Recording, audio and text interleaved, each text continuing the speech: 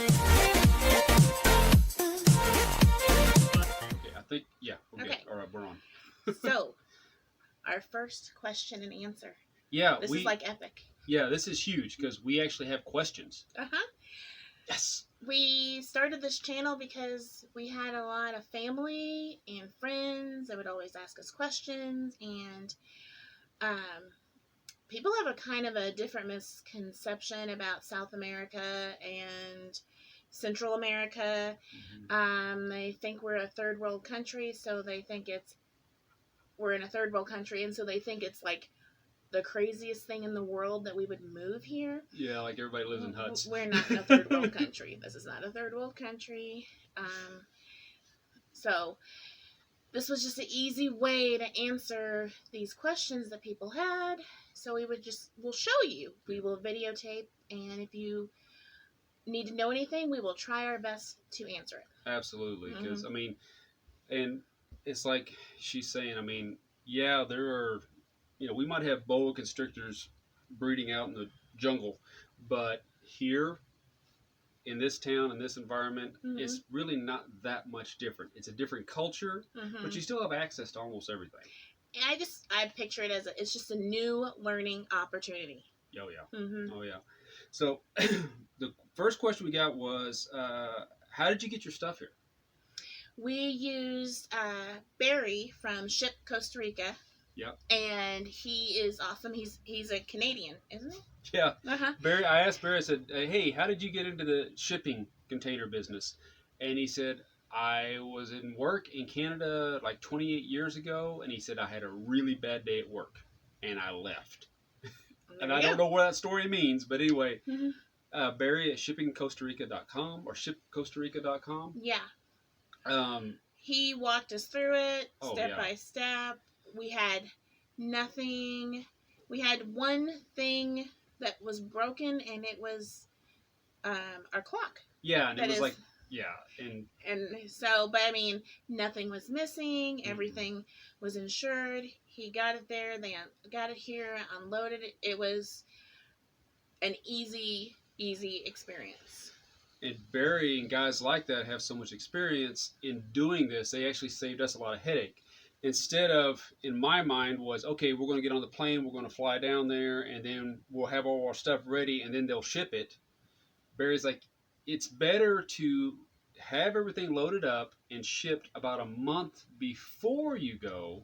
That way you're still in your house, you're still in your place, and you can just kind of make do instead of being here for a month. Without your things. Yeah, and as it was, we got here November 30th of 2017, and our stuff was here, I think, on the 2nd of December. Yeah, well, we didn't even have a week. No, it's like 3 days. Yeah, we got it really quick.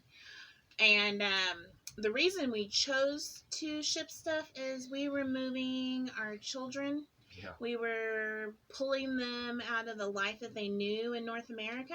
Yep. And I wanted them to have some of their comfort items. Yeah. To make them feel comfortable and secure, and just to help them get through this moment, because, they're leaving friends and family and everything they knew to this whole new experience.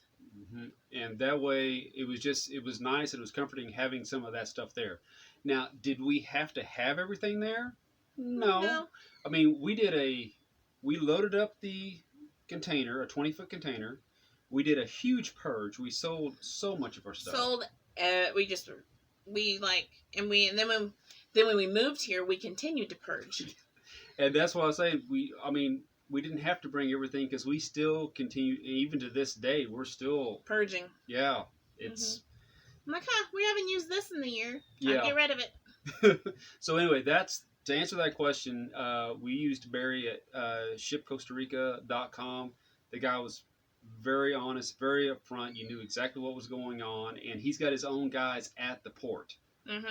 They go through your stuff. They do the inventory. They go to make sure nothing gets misplaced or goes into friendly hands. But that goes right into the next question. Did we buy new stuff here? And I'm trying to think. You could. I mean, you could do things like buy a KitchenAid here, or they have Instapots here, don't they? Yeah. Okay, so you can pretty much get a lot of items here in Costa Rica. Mm-hmm. Some things are going to be way more expensive Yeah. because they've been imported, like a KitchenAid. I brought my KitchenAid with me, and I do not regret bringing it with me. But on the same note, I can turn around and sell my KitchenAid for full price or more here if I wanted to.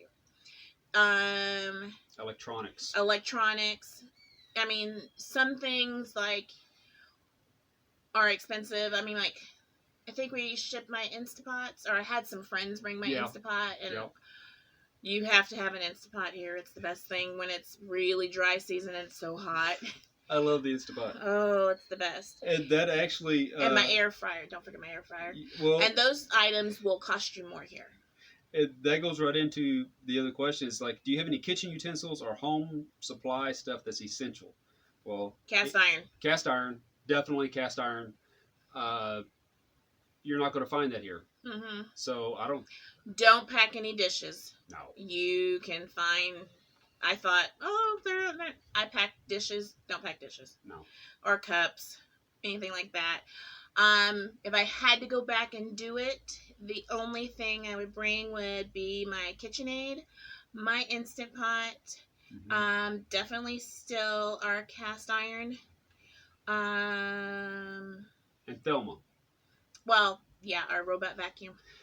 Okay, so we've been here for a few months, and my wife looks at me and says, "Honey, I think we need to get one of those little what do you call them? iRobots, the little vacuum machines." I thought those things were a fluke. I thought they were just kind of I didn't think they were worth anything. But here in Costa Rica, we have volcanic soil. Yes. It's very fine. It's black. It gets everywhere. Yes. And you can sweep. You can mop. You can sweep again. You can mop. You can sweep. You can mop. Doesn't matter. It's everywhere. And the only thing that seems to get it up or get rid of it is one of those vacuums. Yeah, we've got a little Oofy. Anyway, we call her Thelma. We could not live without Thelma. At least once a day between us, the volcanic dirt, and the dogs. We have 4. Dog. Well, we have 3 dogs now, but we had 4. Yeah. It's essential because all the flooring here is usually tile. So it's there's perfect. No carpet, and there's no reason to have carpet. No, you don't want carpet here. That's a bad idea. Just for mold alone, that would be a terrible idea. Yeah. So anyway, definitely, I wouldn't mind having 2 of them now. That's how convinced I am. We like to have a backup. Backups are important. Instapot, cast iron. Some really good Tupperware, because you can get Tupperware here, but it didn't last very long. No. Oh, probably, and I know we don't have a dryer. So, the laundry pin clips, I got them off of Amazon, and they're like from Italy. Yeah. They don't die. They are amazing. They hold everything. If you buy laundry pin pin clips here, the plastic, it breaks, they fall apart, you lose your underwear, they're flying down, yonder. You have to beg for people to grab them for you because they're in the bushes. So, yeah. Yeah, it's an equatorial sun, so it's very direct, and so plastic doesn't last very well down here. But those clips that she bought 4 years ago are still going strong. So they're pricey, but they're worth it. Yeah, they're definitely worth it. Yep. Let's see. We had Oh, should we go with things we wouldn't bring it if we had to do it over again? Sure. What do you got? Wouldn't have brought the washing machine. No. We had a nice Whirlpool washing machine. I wouldn't have brought it now. No, you can get all that stuff here if you have to have the U.S. and it's relatively the same price. Yeah. And it just kind of depends on your situation. We use one of the local style of washing machines. It's actually in one of our other videos. It works so good. And I really like it. And I know some people don't like to, just a couple of steps to refill it for rinsing and to put it on spin. I see no problem with it. We did bring our beds. Yeah, and that's I true. do not regret that. Not a bit. And my comfort item that we brought was a couch. Well, that was my retirement, our retirement present. We went to like Ashley Furniture. yeah, Ashley Home Furniture, one of those stores we would never even really walk into. But at that point, we had a little cash, so we walked into there and got this huge, is it 6-piece, 7-piece couch? Something like that. Yeah, it's huge.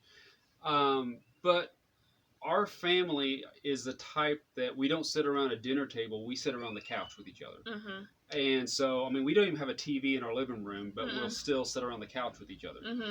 And so that was our big expenditure item, because I know there are places here that make what we would consider as North Americans comfortable furniture, but most of the Tico brands of furniture that I've sit on here, we've had a few that we're like, oh, and we always ask them, where did you get that? Yeah. Just in case something happens, we would go there. It's a little stiff. You expect to sink in, but it's like hitting a rock. Yeah. And one thing I definitely would say bring is sheets. Yeah. Because the high thread count sheets do not exist. And if you do find them, you are going to pay very, very high dollar for them. Yeah, because, you just kind of got to look at it. There are a few things that are manufactured in Costa Rica, not a whole lot, so you're paying that import fee. And that's why they're more expensive. We had to ask, when you kind of covered it before, it's like, did you bring your dogs? Yep. Yes, we brought 4 dogs. 4 dogs. 4 dogs. Yeah, we went through the vet and the USDA, got all the paperwork. At the time, we left from Miami because it was in the winter and we had to make sure the temperatures were correct from where we were leaving to when we were landing. Not too hot, not too cold. And we used American Airlines. Yeah, and they, yes, 3 of our dogs were in cargo, but they were in a special pressurized area. Yeah. And they did great. Yeah, it went smoothly. And then whenever we got here, it didn't take very long until we found a really good vet. And they've helped us through a bunch of stuff, because probably the most expensive item we've had here are dogs. Because eating ant poison. Eating ant poison, getting leakia, which is a disease from ticks, which they had gotten back in the States and we didn't realize it. Lord, because we had a ton of ticks where we were at in Missouri. Just different little things. We've had some parasites and stuff like that. So having a good vet is essential, and we've got some great ones here. And veterinarian care is a lot different than from the States. Yeah. You can actually afford it. Yeah. You don't have to have insurance on your dog just to be able to afford. Yeah. Yeah. And they make house calls. Or at least ours does. Let's see. Do you have a car? No. Couple reasons for that. We know that we're going to use a vehicle every Sunday to get to church, and we know we're going to use a vehicle once every few months whenever she makes a trip to Price Cutter. And then in between that, if we need a car, we're either using our taxi. We have a taxi guy here. You see him on the videos, Alexander. We use the bus. But mostly since COVID, we've been using a taxi. Yeah, mostly taxi. The cost of a taxi ride to and from town, no more than what we do, is way less than what a monthly car payment would be, or just maintenance and gas. The gas is pretty substantial here. It's pretty high. And so for us, it just didn't make any sense. I mean, we've been to the north part of this country and the south part of this country just riding the bus. And to rent a car, the way we rent a car is we don't go through Avis and the big names, because those guys, Enterprise or anything like that. Those guys will charge you an arm. They'll put a $2,000 deposit on your card and hold it for 3 weeks. I would rather deal with one of the local companies, and it's like it varies, like maybe $50 a day, but it's Mm-hmm. completely insured, $30 to $50 a day with insurance, and they deliver. and they'll deliver it to your house. Yeah, so that's and pick it up. So if we're going on a short family vacation or something like that, we want a rental car, then that's the way we go. Mm-hmm. Uh, and they also ask, can you drive here? And for a certain amount of time after you land in Costa Rica, 3 months. it's like 3 months. Uh-huh. Your U.S. driver's license will work. Mm-hmm. What we need to do is go get our actual Costa Rican driver's license, which we're working on that, but with things that are shut down mm-hmm. and priority and time, things being open, there's certain people that are there to check off the paperwork for you to do that are not there. But we're working on it. Yeah, that's an up and coming thing that mm-hmm. we're going to do. And we also had questions like, are we on visa? I mean, we've been here for 4 years. So do we have a visa? No, we have residency. We have temporary residency. Yeah, and how the temporary residency thing works is basically you take all your important information, your background checks, your birth certificates, marriage certificates, and all that. You get it apostolized, which means that it works outside the country. Yes, international. Mm-hmm. And then we paid lawyers to go stand in line for us. And the first time took like 9.5 months. But we got our residency, and that was good. But it's still relatively faster than what other people have waited. Yeah. So, it takes a while. But we got that squared away, and then when it came up to renew, we used lawyers again. They had it all renewed, and that way we're on our second temporary residency. In what time can we apply for our permanent? In June, we can apply for our permanent. Right, we can apply for permanent residency, and that's our actual goal. Mm-hmm. Is even if things change and we say, oh, hey, we're going to move to this country or we're going to move to this country, we want to have a permanent residency here in Costa Rica for the simple fact it gives us options. Mm-hmm. Just to have it done, not worry about it. Yeah. When we get permanent residency, we are still United States citizens. Yes. Yeah, it's a dual citizenship country. Uh-huh. So, yeah, you don't have to. Now, there's some countries that you have to. Yeah, there is. But this one is not one of those. No. So. And we wouldn't do that anyway. No. Mm-mm. But, like I said, because we'll have to get into it in another video. We did not, and I want to be really upfront with that, we did not move from the U.S. because of political reasons or anything like that. We simply saw a point in our lives that, hey, we're going to be retired. We can continue to work because it was going to take another couple full-time jobs from both of us. Mm-hmm. Or we can move somewhere where we can live off the check. Well, it also came down, I worked in a hospital and I worked in oncology, and my patients would spend all this time working, and then their retirement would go down the drain through medical bills because they had cancer or some other disease. And I'm like, I don't want to wait all this time to do all these things with my husband and my family. Mm-hmm. My children are going to be out of the house. My daughter is already gone. She's in the United States while we're here. And I just wanted this quality time with them. Yeah. And we also really wanted to show them there are other things out there. There are other different kinds of people. There are other just cultures. Yeah. We just wanted to open their mind to get them out of the box and to just so they would, free thinking of, I don't know. Well, you get so much more, I think, from putting yourself in. You never grow unless you put yourself in an uncomfortable circumstance. That's when you grow. And I didn't want to retire from the fire department and just do the same kind of life or culture that I've known my entire life. I just felt like I wouldn't grow at all, and it would be a little stagnant, and we didn't want that.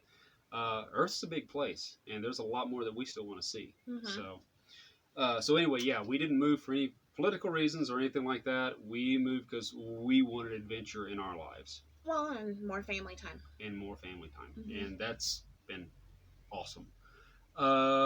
What kind of medical insurance do you have?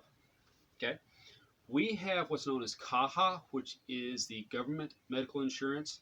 Kind of like As socialized medicine. yeah, it Uh-huh. is, and it's okay. It, It's not. there may be like if you. It just kind of depends. There may be if you need like a big test, like MRI or CT Hmm. scan. It may take a while to get that. Right.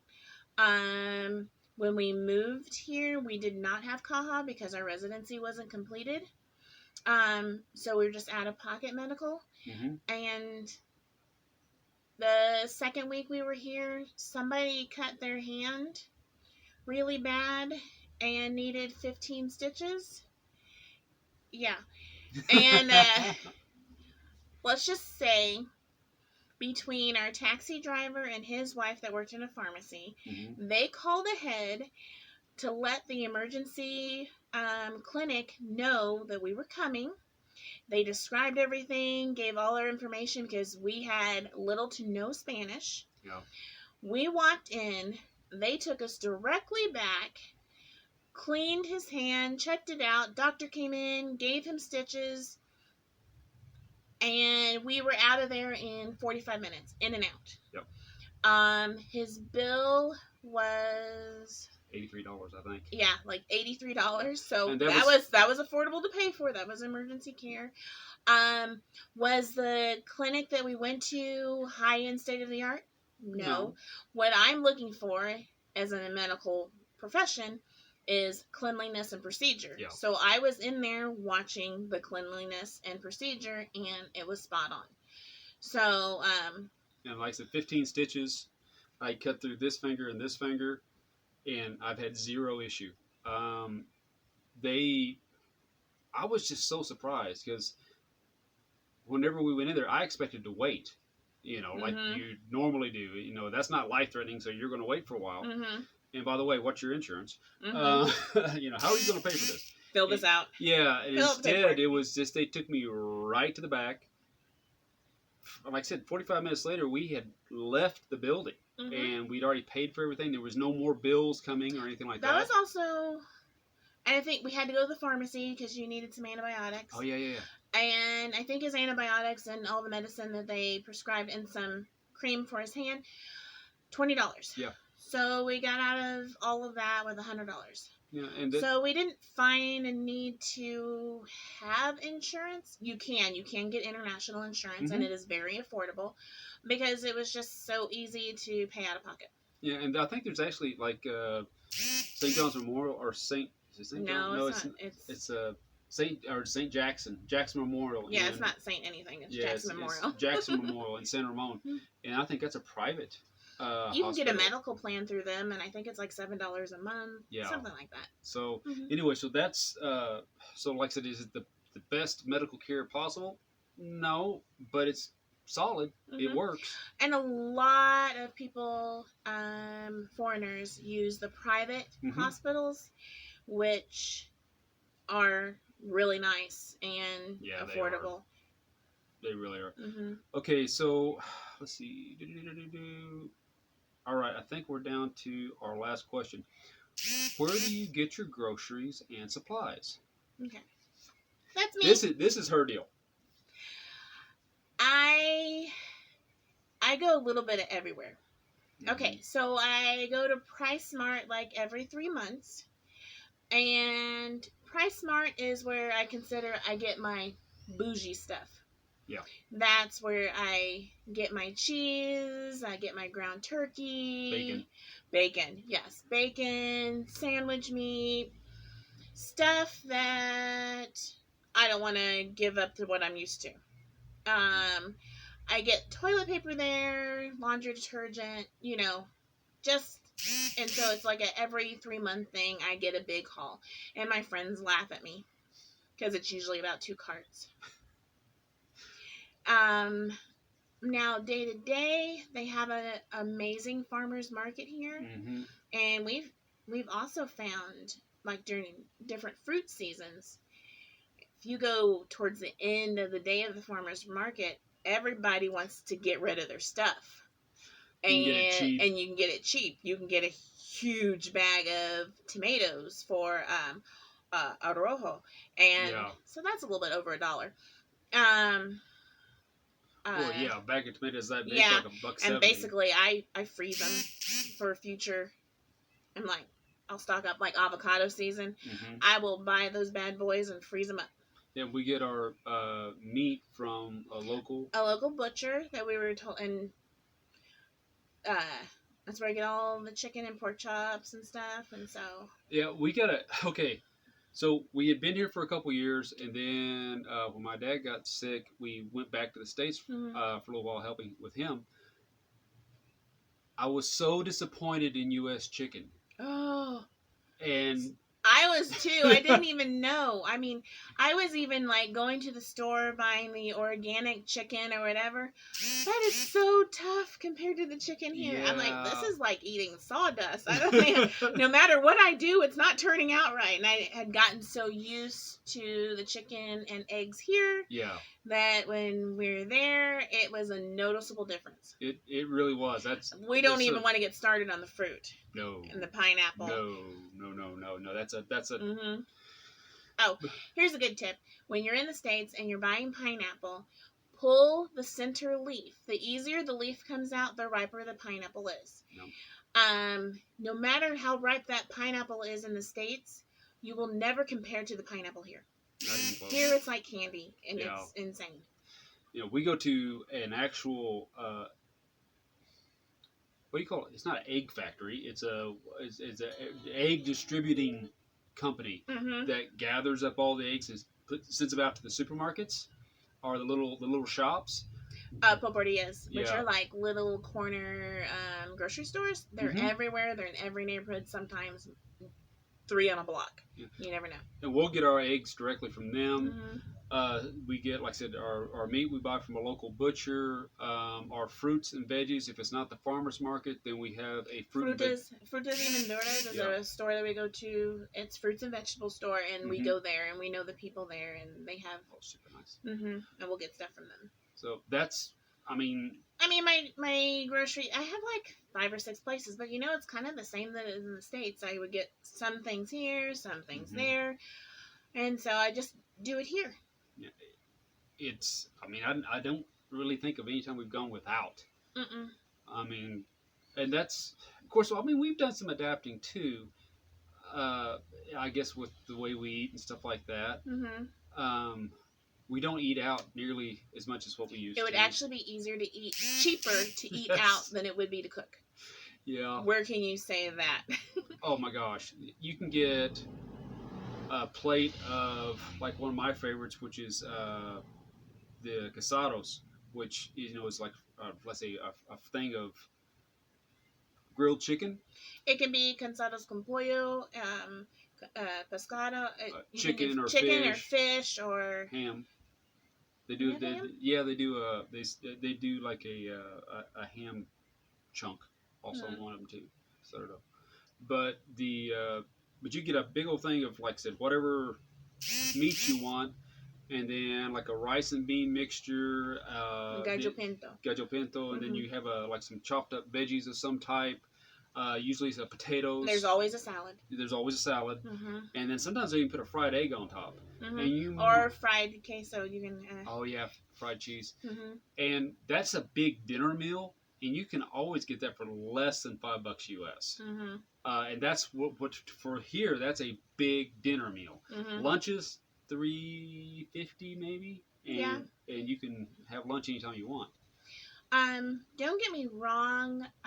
Costa Rica is not the cheapest country in Central America at all, but you can make it as expensive or as cheap as your personal wish list is. Yeah. So if you can not come here and not be able to survive without U.S. brands, you're going to pay the import price. Yes.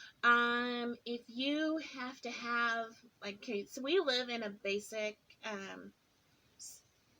house that a Costa Rican would live in. If you can't live in that kind of, you're going to pay more rent. Yep. If you have to be by the beach, you're going to pay more. You just have to make a list. What is really important to you, and where do you want your money to go? And don't be afraid to adapt. Yeah. Um, We are continuing adapting. Yeah. I'm just like, oh, and stuff here continues to change. I keep finding new things from the United States that are here, new brands. Yeah. You know, even in our town, Pomadas. Yeah, and we're not in a tourist area at all. Mm-mm. So I mean, we're finding all kinds of things like that. So anyway, that's our 10 questions. This is our first kind of Q&A. Mm-hmm. Guys, please send more questions. Yeah. Like I said, we don't have anything to sell, but if we can make life easy, your transition easier, Mm-hmm. coming here, whether vacation or if you're wanting to become an expat, if we can help with that, then that makes life better for everybody. Mm-hmm. So anyway, have a fantastic day. Thanks for tuning in, Mm-hmm. and we'll talk to you later. All right. Bye. Bye.